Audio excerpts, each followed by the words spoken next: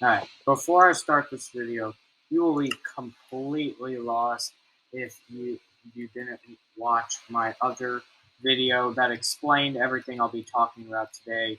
So just go and watch that, link in the description, and let's just go and let me talk about the lore. So I have a list right here of uh, what I'm going to be doing, what I'm going to be saying, and the first one on my list is air. I mean, air doesn't really have that much lore to the game. It probably acts a lot like it does in real life because there is an oxygen meter. It probably has a lot of the same stuff, except like not like. I mean, yeah, yeah, there can be carbon dioxide.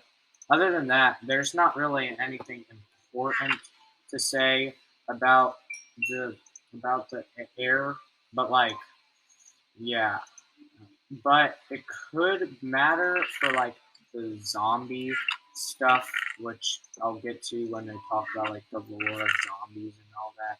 It all ties together. Why do you think this is called full Minecraft timeline? Anyways, uh, so the next on my list is a good one that does have a lot of lore, and that is the Allay. Uh, so by the look of the Allay, it is pretty obvious like what the Olay's lore is, and its spawning locations give it away. So I think the Olays are just ghosts of people like me. Oh, hold up, that's the wrong one. Like me. Where? How do you do it? I'm so bad at this game. Yes, like me and you playing this game right now. There are people like us, but the obviously in a lore perspective, the old people who died out a long time ago, and based on their spawning locations, which is only in cages, they're clearly the cages. Oh yeah, I forgot to mention like woodland mansions, pillager outposts. They're clearly uh, prisoners of the illagers, which which since they are so much like they look a lot like the Vexes, they're like the same hitboxes and everything. Uh, they what the Illagers probably do to them. The Evokers use their magic to turn the Allays into Vexes. Uh, and I mean, obviously, the Vexes would be really useful in raids because they can go through walls that the villagers can just hide in, and the pillagers don't have resources to mine, or they don't have like pickaxes or the ability to mine, so they can't get into their houses. Oh my gosh, my cookies are just like, look at the lag. Anyways, that's basically the Allays lore. I mean, it's pretty straightforward. It ties into everything really well. And the next one is Amethyst, which also doesn't really have that much lore. I mean, it's probably also formed like in real life. If it's something from real life, it probably doesn't have that much lore, and it's probably just formed like it is in real life.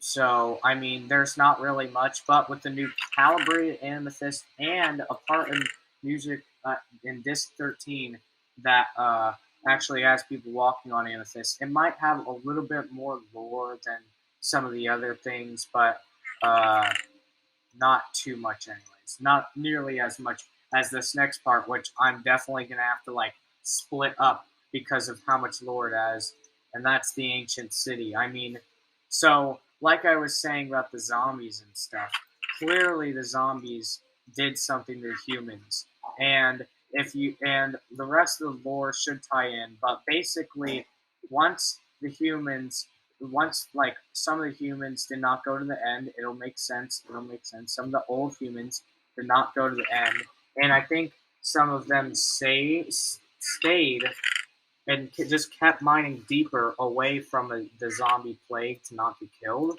So that's what created the ancient cities. They lived down there, and and all the structures and stuff seem to be about the warden and you know, and just like avoiding the warden because I think they intentionally went to the skulk areas because there is a way to not get an ancient city, but just a skulk biome in general. There is a way to do that, so you don't only find skulk. Oh, look, it's raining. You don't only find skulk in that region. You can find it elsewhere. So I think they intentionally summoned the Wither. It was not the Wither, the Warden, for something like protection from the Wither or zombies or whatever it would be. Oh, look at this. Oh, out of my bed. Yeah, which I think that makes sense. Uh, but more about the warden and why it would be there later. But yeah, I think they did build it to like fend off the zombies or the wither or whatever. I don't actually. I'm still trying to figure out how the wither fits into like the whole extinction stuff because honestly, that's a pretty old way. I think that the zombies is a more plausible version of how all the humans got extinct because clearly they did. I mean, that's basically everybody's theory nowadays. But yeah, more about that on the warden. But the last one would be so then the angler pottery shard is next. Honestly, I don't even know what this is. Hold up, I need to. Let me go on a Google Chrome. Let me search up angler pottery shard. Enter.